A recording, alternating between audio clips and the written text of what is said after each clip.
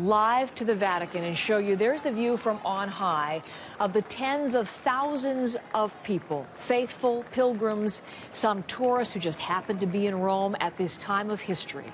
Pope Benedict XVI, the first pope in 600 years to resign. A decision that he told us this morning he took serenely and does not regret. And there is the view, and if we can just, I'm not sure in that picture if we can see the Pope Mobile, but the Pope has been making his way through. He finished his remarks to the audience. This is his final general audience of his papacy.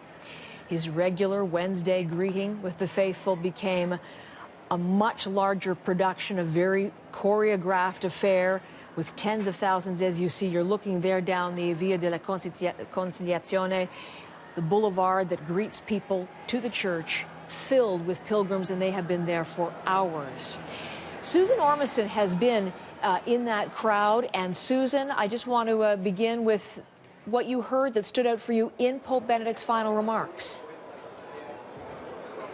Well, it was very interesting. It was an address of thanksgiving. He took the opportunity as the first living pope to step down in 600 years to thank his flock, thank his followers, the people in the Curia, his cardinals, wishing them prayers, and to thank, in English, the people who had come here to see him and really to be blessed by him.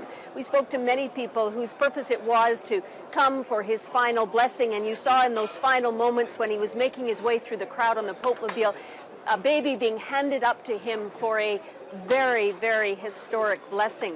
In Italian, he also made some interesting remarks, Heather, and that was that when he accepted the commitment to be Pope in 2005, he lost all chance of privacy, and that even in retirement, he didn't feel that he would have his privacy back. This was a scholar, a bookish clergy who very much enjoyed that part, and many people talked about how it was difficult for him to be the great communicator that the Catholic Church needs. He said he won't be traveling, he won't be making speeches, he will spend his retirement in meditation, but clearly a message that part of his reasons for stepping down, in addition to poor health, was he wanted to get back to a more cloistered life. Susan, we're looking as you speak at the other screen, which shows those assembled leaving, walking out of St. Peter's Square. They saw the Pope's second to last public appearance. His final public appearance will come tomorrow. We know the schedule of events for the next 24 hours. Take us through how things will unfold. Well, as you say, this is his final address, his final public address, something that happens every Wednesday here in Rome, but of course this one unprecedented.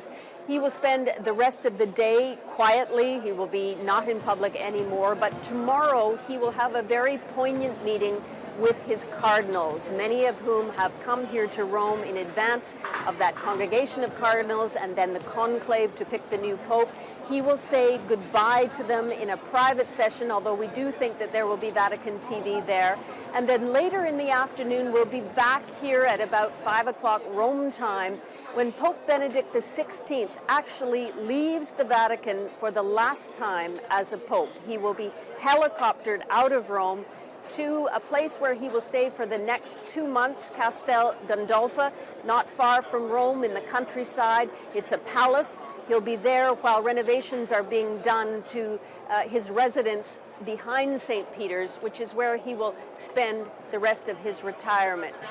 Once he gets to Castel Gandolfo, we are expecting that there may be one more appearance by the Pope in public, and then at 8 o'clock Rome time, that's 2 o'clock Eastern Standard Time, he officially resigns and he is no longer the Pope, and the Church swings into motion to pick a new Pope.